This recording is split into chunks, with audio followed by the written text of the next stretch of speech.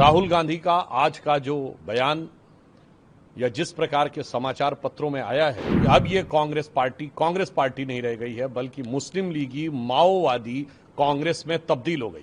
कहनी है एक बात मुझे इस देश के पहरेदारों से, संभल के रहना अपने घर में छिपे हुए गद्दारों से। निरंतर चुनावों में अपनी पराजय के कारण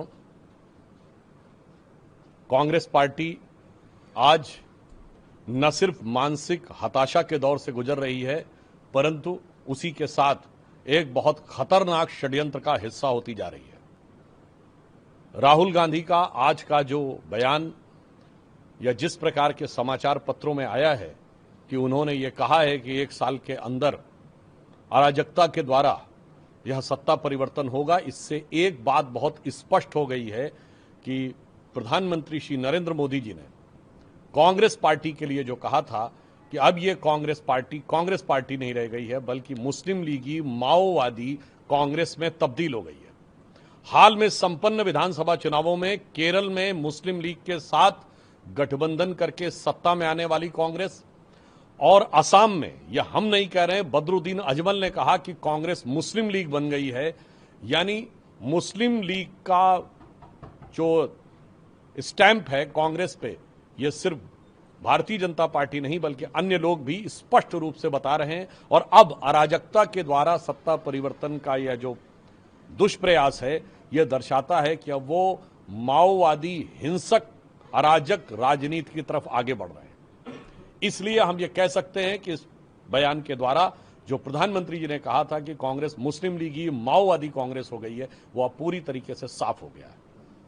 मात्र कुछ दिन पहले प्रधानमंत्री और गृह मंत्री जी के लिए गद्दार शब्द का प्रयोग करने वाले राहुल गांधी जी, उनके खुद के मुंह से जो चीजें निकली हैं, अब देश के हर खुददार नागरिक को समझ में आ रहा है कि असली गद्दार कौन है।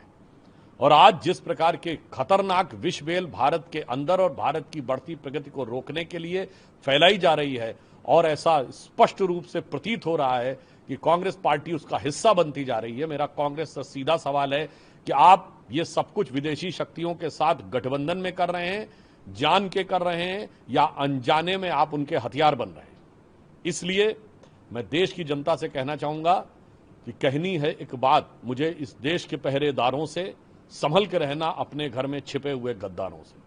सर, तृणमूल कांग्रेस के नेता ने कहा है कि बीजेपी ने चुनाव आयोग के साथ मिलकर चुनाव जीतने की कोशिश की है।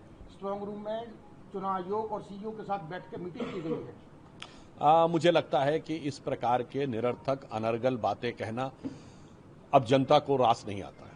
मैं उन्हें बताना चाहता हूं, 2011 के चुनाव में, विधानसभा चुनाव बंगाल, हम एक अप्रासंगिक दल थे। 2016 3 सीटें 10% वोट, 2021 मुख्य विपक्षी दल 77 सीटें 38% वोट, और 2026 46% के आसपास वोट और 200 सीटें। तो लगभग नगण्य वोट से 10% वोट, 38% वोट, 46% वोट। ये तो साफ दिखाई पड़ रहा है कि ये चीजें नैसर्गिक रूप से बढ़ते हुए जनाधार के कारण हुई। और मैं ये भी कहना चाहूंगा तृणमूल कांग्रेस से कि आपको लग रहा है कि स्ट्रांग रूम में क्या था, एक्चुअली में अपने आप ने सारा रूम उठाकर कहीं और रख दिया था, वो घुसपैठियों के हाथ में रख दिया था, और जनता को यह समझ में आ गया। इसलिए आज तृणमूल कांग्रेस अपनी नीतियों के कारण, भारतीय जनता पार्टी के कार्यकर्ताओं की मेहनत के कारण, प्रधानमंत्री जी की लोकप्रियता के कारण, और इस कारण से बंगाल की जनता में आए नए जागरण के कारण यह अभूतपूर्व परिवर्तन हुआ है। यदि इस ऐतिहासिक परिवर्तन को तृणमूल नहीं समझना चाहती तो वो स्वयं इतिहास का पात्र हो जाएगी।